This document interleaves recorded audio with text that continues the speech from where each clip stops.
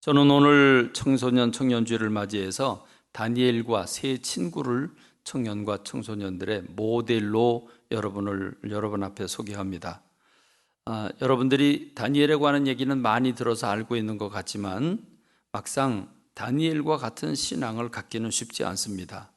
겉으른 이미지를 버리고 오늘 새로운 마음으로 이 말씀을 받아서 여러분이 다니엘과 그 다니엘의 세 친구처럼 멋있는 삶을 사는 여러분들이 되기를 바랍니다. 첫 번째로 다니엘과 세 친구는 꿈을 가지고 미래를 내다보고 성실하게 오늘을 살아가는 준비된 인생들이었습니다. 이들은 잘 나가다가 어느 날 갑자기 인생이 꼬였습니다. BC 605년, 그러니까 바벨로니아라고 하는 나라가 이스라엘을 쳐들어왔습니다. 느부갓네살, 중동 전체를 제패하고 제국을 건설한 이 바벨론의 느부갓네살이라고 하는 막강한 왕이 유대를 쳐들어와서 항복을 시킵니다. 그리고 왕과 귀족들과 왕족들을 끌고 갑니다. 포로로 끌려갑니다. 이때 끌려간 사람들이 다니엘과 세 친구들, 아마 그 외에도 많은 귀족 청년들이 있었을 것입니다. 이들은 이렇게 어느 날 아침 갑자기 바벨론의 포로로 끌려가게 됩니다. 이게 이제 1차 공격 때입니다. 이들은 인생이 일순간에 꼬여버리고 말았습니다. 뒤집혀졌습니다. 다니엘과 세 친구는 귀족과 왕족 집안이기 때문에 이들의 미래는 아주 밝았죠. 이들은 미래의 이 나라를 위해서 어떻게 살아야 되는가를 생각하면서 미래를 준비하면서 착실히 살아온 친구들인데, 어떻게 보면 평안하고 미래가 약속되고 장래가 촉망되는 청년들이었습니다. 그런데 하루아침에 바벨로니아가 쳐들어와서 이들은 포로가 돼서 제국으로 끌려가니, 여러분, 변방의 작은 나라의 포로가 끌려간 그들이 뭘 할 수 있겠습니까? 만일 여러분들이 지금 이 다니엘과 세 친구가 당한 이 환경 속에 놓여지게 됐다면 여러분 어떤 생각을 하게 될까요? 좌절할 수밖에 없을 것입니다. 인생이 이렇게도 되는가? 어떻게 나한테 내 인생에 이런 일이 생길 수 있을까? 이러면서 몹시 그들은 이 정신 분열을 겪을 수 있을 것이라고 생각이 됩니다. 그런데 여러분, 이 절망적인 상황 가운데 이들에게 한 가지 희망의 소식이 들려오죠 옵니다. 그것은 바벨론 왕이 새로운 정책을 펼쳤는데, 그들이 각 나라에서 끌고 온 이 포로들 중에서 똑똑한 사람들을 골라내 왕을 섬기는 신하의 자리로 그들을 기용한다는 소식이었습니다. 그런데 그 조건은 이랬습니다. 다니엘서 2장 4절에 보니까 흠이 없고 용모가 아름답고 모든 지혜를 통찰하고 지식에 통달하며 학문에 익숙하여 왕궁에 설만한 소년을 데려오게 했다 그랬습니다. 왜냐하면 여러 작은 나라들을 쳐들어가 공격을 하고 다 데리고 왔고 그들을 다 지배국가로 만들었지만 그걸 하나로 통합하기가 쉽지 않았습니다. 그래서 각국에서 데리고 온 똑똑한 왕족과 귀족 집안에서 똑똑한 청년들을 불러다가 그들에게 바벨론 언어를 가르치고 바벨론 문화를 가르치고 바벨론 신앙을 가르쳐서 동질화시키려고 하는 전략을 가지게 된 것입니다. 그러니 이들은 포로로부터 그 제국의 왕을 가까이 하고 왕을 대면하며 왕을 섬길 수 있는 특혜를 받을 수 있는 인재를 찾고 있다고 하는 이 소식에 얼마나 들떴겠나 하는 생각이 듭니다. 그런데 여러분, 가만히 생각해 보시죠.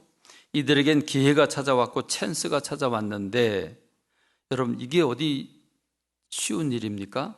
본문에 보니까 흠이 없고 아름다워야 된다 그랬습니다. 흠이 없다고 하는 말은 장애자가 아니어야 된다는 말이죠. 그러니까 신체가 건강한 사람, 그리고 아름다운 사람은 글자 그대로 잘생긴 사람입니다. 자, 이것은 뭐 유전적이라고 생각을 하고 내가 어쩔 수 없다고 생각을 하고, 자, 그런데 지금 바벨론 왕이 요청하고 있는 건 세 가지입니다. 모든 지혜를 통찰하고, 그리고 지식에 통달하고, 그리고 학문에 익숙하다. 그러니까 무슨 말입니까? 모든 지혜를 통찰한다. 여러분, 지금 그런 소년을 찾게 했다고 그랬으니까 지금의 10대 말에 또는 20대 초반이라고 보면 되겠습니다. 10대 말 20대 초반의 젊은 인재를 찾고 있는데, 여러분 그 나이에 지혜의 모든 지혜를 통찰한다? 쉬운 일이 아니죠. 절대로 쉬운 일이 아닙니다. 지식에 통달한다고 하는 말은 아주 그냥 다 꿰차고 있다고 하는 거 아니겠습니까?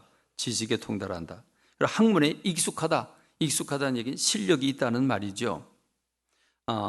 그냥 끼웃끼웃거리고 머뭇머뭇거리는 게 아니라 익숙한 겁니다.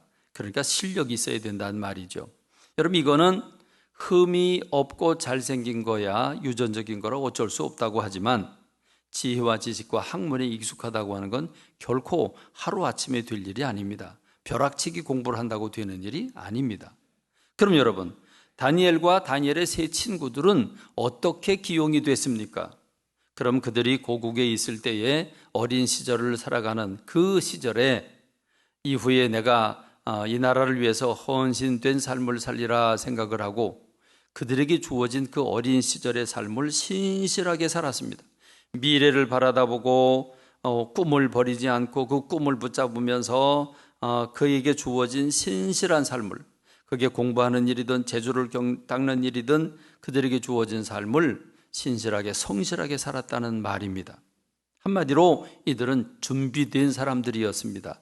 그렇기 때문에 포로로 끌려가서 완전히 절망할 수밖에 없는 나락의 환경 속에서 기회가 오고 찬스가 왔을 때 이들은 바로 쓰임을 받을 수 있었던 것은 준비된 사람들이었기 때문이었습니다. 그러므로 여러분, 우리 젊은이들이요, 우리 모든 영원한 젊은이들인 우리 모든 성도님들이요, 내게 지금 주어진 내 삶을 신실하게 사는, 꿈을 가지고 살아가는, 그리고 미래를 바라다보고 준비하는 여러분들이 되기를 주님의 이름으로 축원합니다. 두 번째로 다니엘은 뜻을 정했다고 했습니다. 뜻을 정했다는 말은 대단한 결심을 했다는 말입니다. 어떤 위험과 어떤 위기가 찾아올지라도 나는 이 일을 하고야 말겠다고 하는 뜻을 정했습니다. 그것은 무엇입니까? 이 지배국 바벨론의 왕이 정책을 펼치는 것이 동화 정책인데, 그래서 이 다니엘과 세 친구를 기용을 했고, 각 세계 각국에서 모여진 이 인재들을 그들을 모아다가 3년 동안 왕이 먹는 음식을 제공하고 그들의 쓸 것을 공급하고 왕이 마시는 포도주를 제공하고, 그러면서 바벨론 언어를 익히고 바벨론의 문화를 익히고 바벨론의 종교를 그들에게 심어주려고, 그래서 세계를 통일하려고 하는 야욕을 가졌던 게 바벨론 왕입니다. 그런데 여기서 다니엘은 이를 단호하게 거부했습니다. 마음을 단단히 먹고 확고히 뜻을 정합니다. 그 뜻은 무엇입니까? 1장 8절입니다. 다니엘은 뜻을 정하여 왕의 음식과 그가 마시는 포도주로 자기를 더럽히지 아니하리라 하고, 자기 그 의지를 환관장이라고 하는 담당자에게 이야기했다라고 말하고 있습니다. 여러분, 지금 다니엘이 제정신이 아니죠. 느부갓네살이라고 하는 세계를 정복한 정말 어마어마한 이 바벨론의 군대는 정말 인정사정 보지 않는 아주 잔인하기로 유명한 그 군대가 바벨론 군대입니다. 그 바벨론 군대의 왕 느부갓네살입니다. 세계 여러 나라들을, 그 중동에 있는 여러 나라를 다 제패했습니다. 그리고 그가 세운 정책입니다. 그럼 왕이 먹는 음식을 이 젊은이들에게 제공을 하고, 왕이 마시는 포도주를 마시게 하고, 그들의 쓸 것을 왕이 다 공급해주는 특별한 특혜를 줬는데 그걸 거부한다? 여러분, 단순히 그 신하의 자리에서 떨어져 나가는 게 아니라 그 왕권에 도전하는 이 다니엘은 죽음을 걸고 말한 겁니다. 그러니까 죽을 위기에 놓여줄 수 있다는 말입니다. 그냥 너는 필요 없어 저리 가라고 하는 게 아니라 왕권에 도전한 다니엘은 지금 목숨 걸고 얘기했다는 뜻입니다. 그런데 여러분, 놀라운 것은 그가 이 왕이 주는 음식을 먹지 않고 난 채식만 하겠다고 하는 이 요구를 한 것에 대해서 다니엘서 1장 9절에 보면 하나님이 다니엘로 하여금 환관장에게 은혜와 긍휼을 얻게 하셨다 그랬습니다. 여기서 한 가지 원리를 발견하죠. 결심하면, 뜻을 정하면 하나님이 도우신다는 겁니다. 결심하니까 하나님이 도우셨습니다. 그 책임자인 환관장의 마음에 은혜와 긍휼을 얻게 하셨다.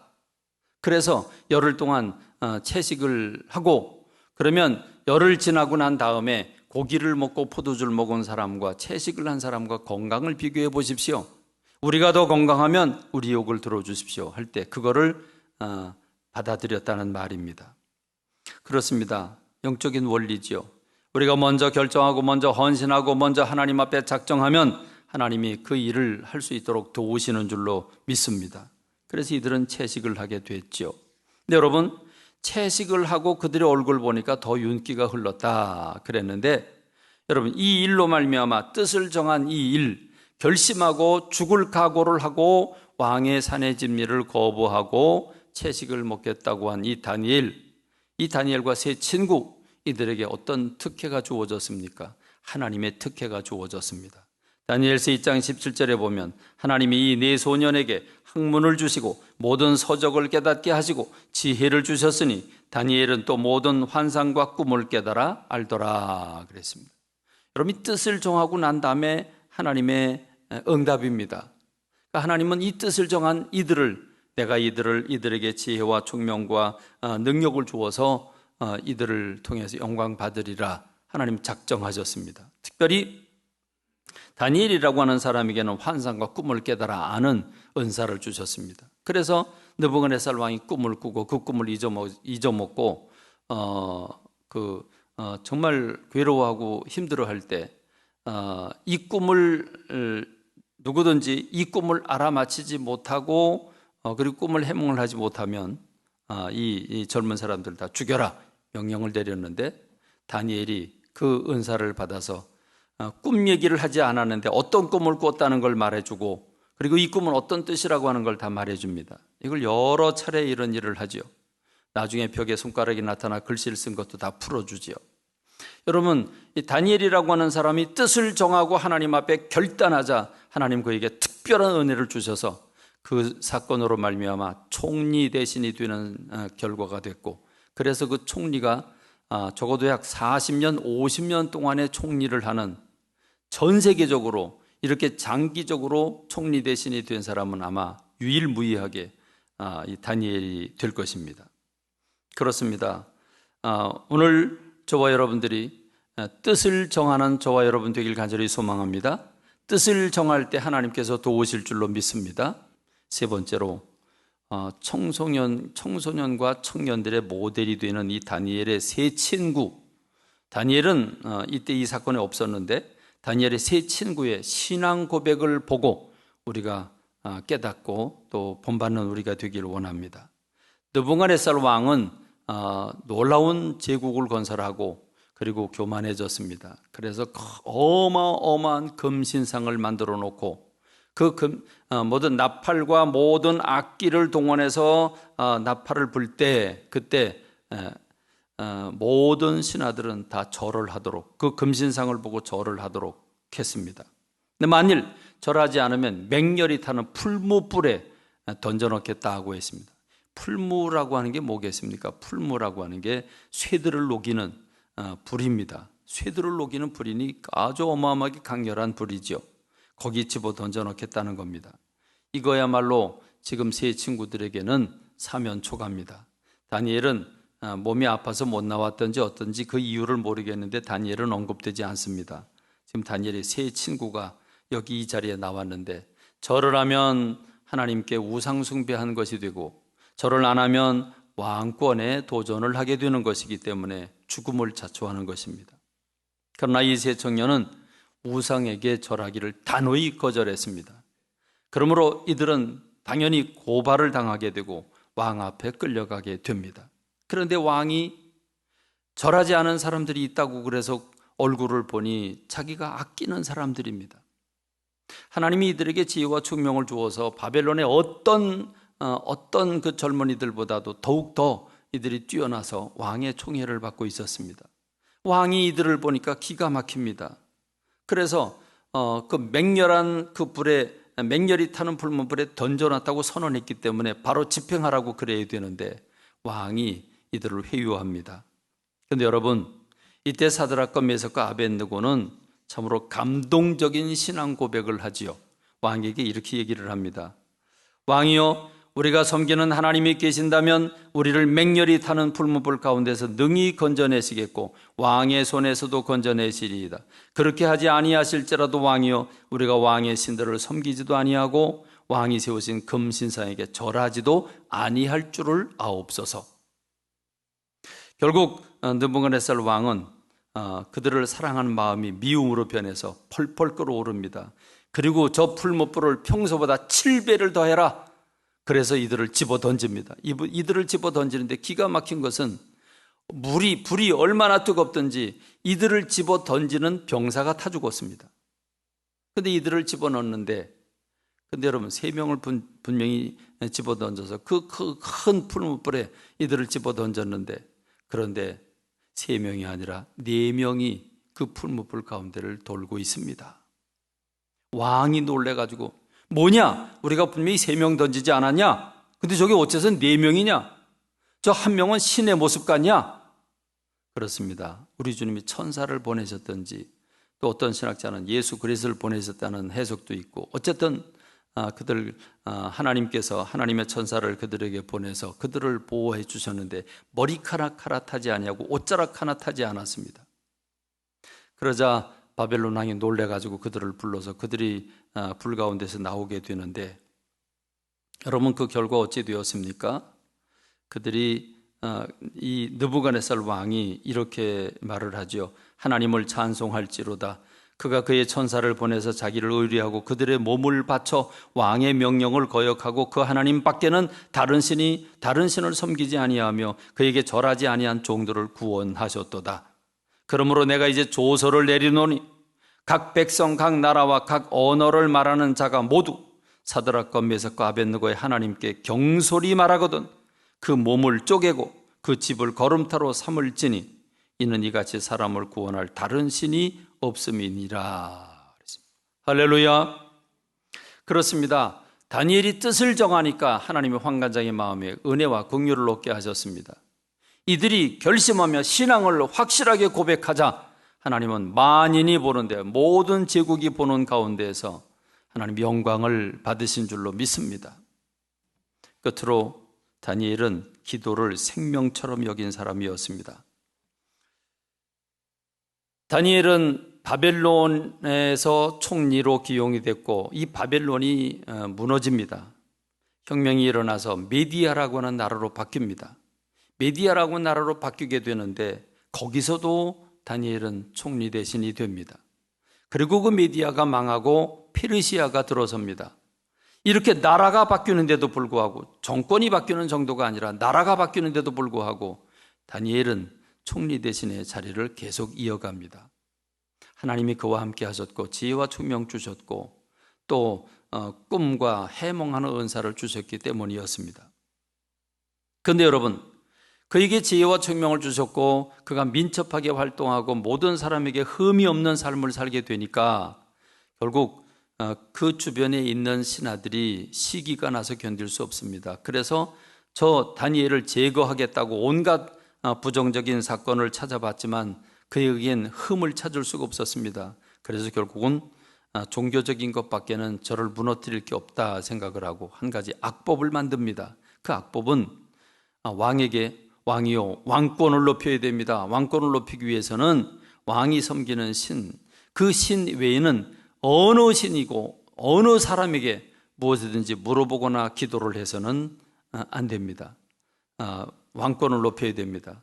그래서 만일에 한 달 동안 다른 신에게 절을 하거나 다른 신에게 기도를 하는 사람이 있다면 그 사람은 사자굴에 집어 던져 넣어야 됩니다. 그래서 왕이요, 왕권을 높여시길 바랍니다. 왕이 거기에 솔깃해가지고 도장을 찍어줍니다. 변개할 수 없는 도장을 찍어주지요. 그러자 찍어주고 나니까 다니엘이 이렇게 행동을 합니다.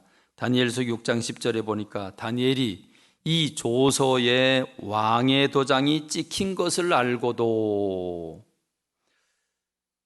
자기 집에 들어가서는 윗방에 올라가 예루살렘으로 향한 창문을 열고 전에 하던 대로 하루 3번씩 무릎을 꿇고 기도하며 그의 하나님께 감사하였더라 그랬습니다. 여러분, 기가 막히지 않습니까? 다니엘이라고 하는 사람 보니까 왕의 도장이 찍힌 걸 알았다. 총리 되시니까 누구보다 잘 알죠. 왕의 도장이 찍히면 바꿀 수 없다는 거, 그러면 자기가 기도하면 죽는다는 거 알지요. 알면서도 조금도 마음이 흔들리지 않았습니다. 그런데 창문을 열고 기도합니다. 아니, 정신 나갔지. 창문 꼭꼭 닫고 속으로 기도해도 이게 걸릴까 말까 한데 창문을 열고 기도하면 어떻게 되겠습니까? 나 잡아가라 그러는 거하고 똑같지 않습니까?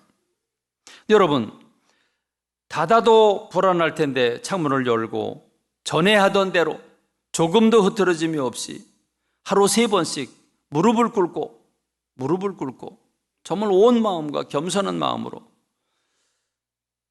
예루살렘을 향한 쪽에 창문을 열고 그가 기도를 하는데 어떤 기도를 드립니다. 하나님, 저 살려주세요. 위기가 왔습니다. 불안해서 기도하는 게 아니라 감사했더라 그랬습니다. 감사의 기도를 올렸다 그랬습니다. 지금 감사 기도 드릴 때입니까? 근데 지금 다니엘은 감사의 기도를 드리고 있습니다. 어떻게 감사할 수 있을까요? 하나님을 향한 분명한 신앙이죠. 결국 여러분, 고발을 당해서 사자굴에 집어 던져 넣어지게 됩니다.